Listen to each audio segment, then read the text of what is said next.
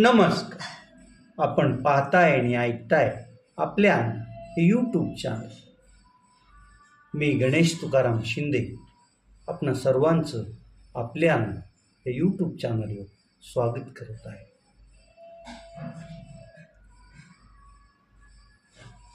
सूर्यदेव कोटलाय की काय अशी स्थिती संपूर्ण महाराष्ट्रातच आहे. तिकडं विदर्भात 44 डिग्री सेल्सिअसपर्यंत तापमान गेलेलं आहे, तर मराठवाड्यात पण तापमानानं तसं काही दुजाभाव केलेला दिसत नाही आहे. कारण काल आपल्या धाराशिव शहरात दुपारी 2 ते 3च्या दरम्यान 41 डिग्री सेल्सिअसच्या पुढं तापमान होतं आणि आजही 40-41च्या दरम्यानच तापमान. त्यामुळं या तापमानाचा साहजिकच मानवी शरीरावर परिणाम होईल हे नक्कीच. त्यामुळं शक्यतो दुपारची बाहेर फिरण्याची वेळच टाळा आणि चढता पारा तसंच चढत राहू द्या, तुम्ही घरात बसा, हेच आमचं सांगणं आहे.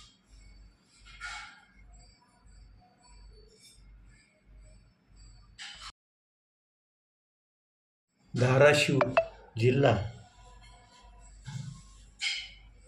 खेळाची तशी खाणच आहे. इथं वैयक्तिक स्पर्धेबरोबर सांघिक स्पर्धेतही खेळाडू आपलं नाव उंचावत आलेले आहेत. अगदी गेल्या वर्षीपर्यंत सध्या जी IPLची स्पर्धा सुरू आहे त्या स्पर्धेत आपल्या धाराशिव शहरात शिकलेला आणि मूळचा तुळजापूरचा राहणारा हंगरगेकर हा खेळाडू पण एक महेंद्रसिंग धोनीच्या संघातून त्यावेळेस खेळत होता. म्हणजे तो चेन्नई सुपर किंगकडून खेळत होता. काही सामने त्यानं खेळली, नंतर त्याला संघात स्थान मिळालं, वेगळी. आता वैयक्तिक स्पर्धेत स्क्वॅश हा खेळ तसा ग्रामीण भागात जास्त खेळला जात नाही आणि तो माहीत पण नसेल. परंतु कळंब येथील एका कन्येनं या खेळात आपलं प्रावीण्य मिळवलेलं आहे. तिनं नुकत्याच चेन्नई येथे आशियाई वैयक्तिक ज्युनियर खेळाडूंच्या स्पर्धेसाठी निवड चाचणी होती. त्या स्पर्धेत निवड चाचणीच्या ज्यात तिनं एकूण भारतात एकूण 3रा क्रमांक मिळवला. त्यामुळं मे महिन्यात चीनमध्ये होणाऱ्या आंतरराष्ट्रीय सब ज्युनियर वैयक्तिक स्क्वॅश स्पर्धेत आता ही आपली वसुंधरा नांगरे आपलं नशीब आजमावण्यासाठी जाणार आहे. वसुंधराचे वडील हे कळंब तालुक्यात शिक्षक म्हणून काम करतात आणि वसुंधराचं बरंचसं स्क्वॅश स्पर्धेचं प्रशिक्षण मुंबईत पार पडल्याचं सांगितलं जात आहे. वसुंधरा नांगरेला आता ती जी आंतरराष्ट्रीय स्पर्धेसाठी पुढच्या महिन्यात चीनमध्ये जाईल, तिला आपल्या या यूट्यूब चॅनलतर्फे शुभेच्छा, हार्दिक शुभेच्छा.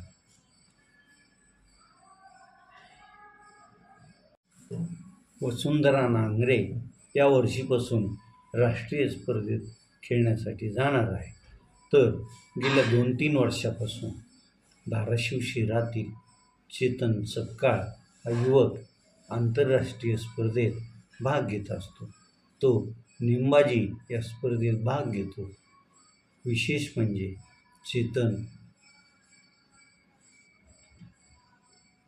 थोड्या प्रमाणात तो दिव्यांग आहे आणि असं असतानाही तो नेमबाजी स्पर्धेत आपल्या देशाचं आणि आपलं नाव उंचावत ठेवत असतो.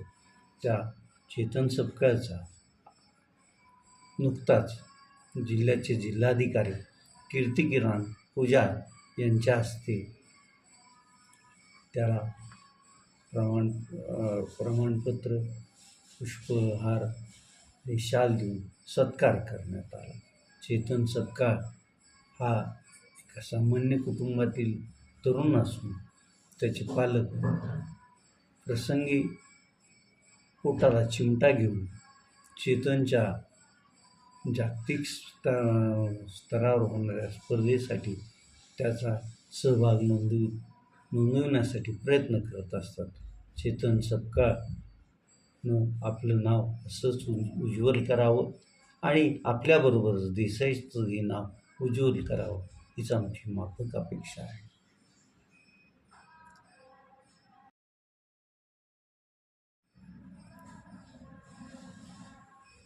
नाशिक हे नाव घेतलं की या घडीला अशोक खरातच सर्वांना आठवतो.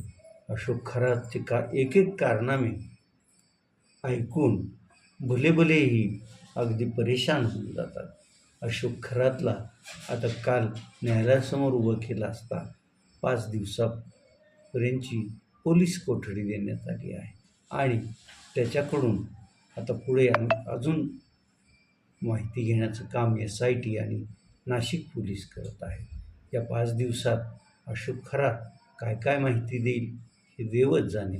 तर तिकडं नामांकित अशा टाटा समूहाच्या TCS कंपनीच्या नाशिक शाखेत जे असंच प्रकरण घडलं आहे त्यामुळं पण नाशिकचं नाव तसं आता येऊ घातलेल्या कुंभमेळ्याच्या ह्याच्यापूर्वीच बदनाम व्हायची स्थिती निर्माण झालेली आहे. तर त्या प्रकरणात जी मुख्य म्हणून पोलिसांनी जिचं हे केलं आहे तिथली ती HR मॅनेजर असलेली महिला हिला आज नाशिक न्यायालयानं 15 दिवसाची न्यायालयीन कोठडी सुनावली आहे आणि आता ती आजपासून मग नाशिकच्या तुरुंगात 15 दिवस अडकून पडण्याची शक्यता आहे. परंतु तिचे पाठीराखे, तिचे वकील तिच्या जामिनाचा अर्ज 1-2 दिवसात नाशिक कोर्टात सादर करतील आणि मग त्यावर काय निर्णय येतो याकडे पण आपलं लक्ष लागून असणारच आहे.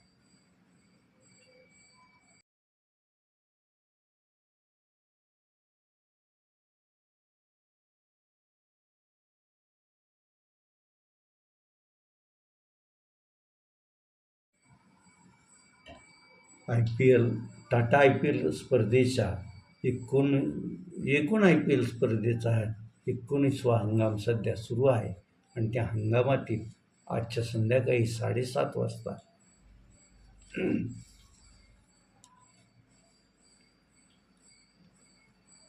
बंगळुरू आणि लखनौमध्ये सामना रंगणार आहे. रॉयल चॅलेंजर्स बेंगळुरू कडून आज विराट कोहली कशी कामगिरी करतो याकडं सर्वांचं लक्ष असेल. त्याचबरोबर त्याला फिल सॉल्ट हाही सलामीला कशी साथ देतो हे याकडे पण लक्ष द्यावं लागणार आहे. आणि सर्वात महत्त्वाचं या RCBचं तर सध्या कप्तान असलेला रजत पाटीदार याही सामन्यात काय कमाल करतो यावरच मग RCBचा संघ आपली किती धावा करतो हे अवलंबून राहणार असेल. तर तिकडं लखनौकडून ऋषभ पंत अजूनही पूर्वीच्या फॉर्मात आल्यासारखा खेळलेला नाही. तो आज कसा खेळ करणार त्याला मग त्याच्या संघातले इतर खेळाडू म्हणजे पुरन त्याचबरोबर आयुष बधोनी हे कशी साथ देतात याकडेही आपलं लक्ष राहणार आहे.